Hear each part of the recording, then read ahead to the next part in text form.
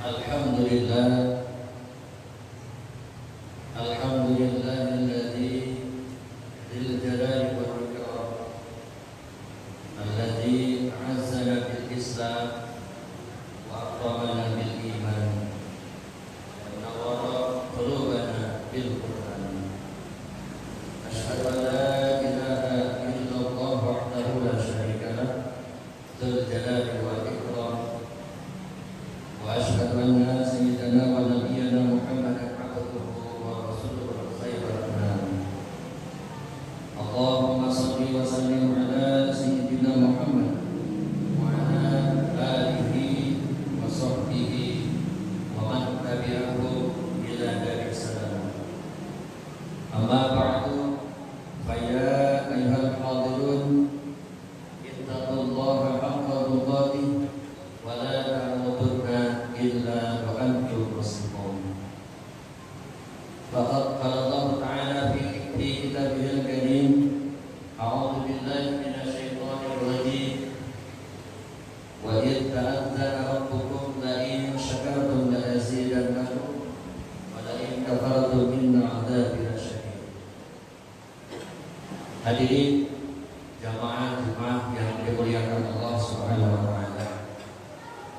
Puji syukur kepada Allah Subhanahu wa taala dengan ucapan alhamdulillahirabbil alamin atas segala nikmat dan karunia yang telah diberikan Allah kepada kita semua, khususnya nikmat kemerdekaan Republik Indonesia dan kemerdekaan jiwa manusia dari semua belenggu kealpaan, sehingga kita semua bisa menunaikan segala tanggung jawab dalam keadaan nyaman, tenang, dan riang gembira.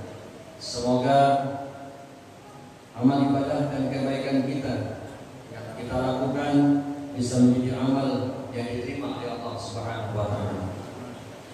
Shalawat dan salam senantiasa tercurahkan kepada junjungan kita Nabi aku, Nabi Muhammad SAW, yang telah mengajarkan kita semua arti dari sebuah kemanusiaan yang merdeka, sehingga bisa terlepas dari belenggu-belenggu nafsu yang buruk.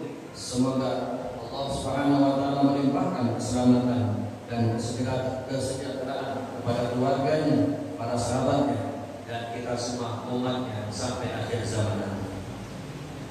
Hadirin jamaah yang dimuliakan Allah, tidak bosan khatib berwasiat kepada pribadi, umumnya kepada hadirin semua, mari senantiasa kita tingkatkan keimanan dan ketakwaan kita kepada Allah Subhanahu wa taala dalam setiap kondisi dan suasana yang Allah berikan kepada kita, sehingga ketika iman dan takwa kita menghunjam ke dalam satu hari kita, setiap episode kehidupan yang Allah berikan kepada kita silih berganti tidak akan membuat kita cemas dalam mengarungi kehidupan dunia ini, dan insya Allah akan mendatangkan keselamatan dan kesejahteraan kita kelak di hadapan Allah Subhanahu wa taala. Hadirin jamaah yang dimuliakan Allah Subhanahu wa taala, saat ini kita semua berada pada momentum sebentar lagi memperingati kemerdekaan Republik Indonesia yang ke-78.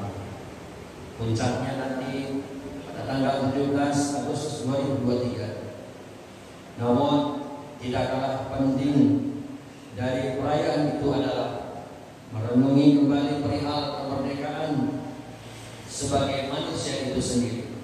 Sudahkah kita menjadi manusia merdeka, atau sebaliknya kita justru masih ditawan oleh hawa nafsu yang senantiasa membawa kita kepada kelebah kehinaan? Hadirin jamaah yang dimuliakan Allah Subhanahu wa taala, Syekh Zakaria Al-Ansari pernah berkata untuk kita jadikan renungan bersama perihal kemerdekaan seorang hamba. Menurutnya, barometer seorang hamba bisa dikatakan merdeka jika ia sudah bisa menerima semua yang ada pada diri kita, yakni qanaah, dan tidak tamak pada hal-hal yang tidak ada pada diri kita. al-'abdu 'urun in qami' wal 'urru 'abdun in qami' faqna wa la tatma' fama syai'in yasinu siwa ta'.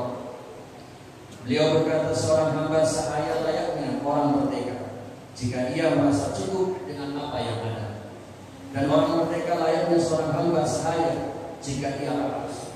Maka terimalah apa yang ada dan jangan rakus, karena sesungguhnya tidak ada perangai yang lebih jelek selain daripada perbuatan rakus. Hadirin jamaah Jumat yang dimuliakan Allah Subhanahu wa taala, menerima apa yang telah ditakdirkan oleh Allah Subhanahu wa taala merupakan puncak tertinggi dari kemerdekaan setiap orang. Orang-orang yang sudah bisa merasa cukup dengan apa yang dimilikinya, tidak lagi dikekang dan dibelenggu oleh keinginan-keinginan nafsunya. Bahkan mereka sendiri yang akan mengontrol nafsu tersebut untuk selalu menerima apa yang telah menjadi ketetapan. Inilah kemerdekaan sesungguhnya bagi diri setiap manusia. Begitu juga sebaliknya hadirin yang dimuliakan Allah Subhanahu wa taala, rakus dan selalu berharap pada apa yang tidak dimilikinya akan menjadikan manusia sebagai hamba sahaya pada dirinya sendiri. Ia tidak lagi bisa mengontrol dirinya, namun dikontrol oleh hawa nafsunya. Perbuatan apapun akan dilakukan demi memuaskan hawa nafsunya, dan inilah yang disebut sebagai orang yang tidak merdeka. Bangsa kita secara zahir merdeka dari penjajahan, tetapi bangsa kita masih terjajah dengan kepentingan-kepentingan kelompok, kepentingan-kepentingan duniawi, sehingga dengan kepentingan yang membawa perkara rakus urusan dunia, semua menjadi kacau balau dalam tatanan berbangsa dan bernegara.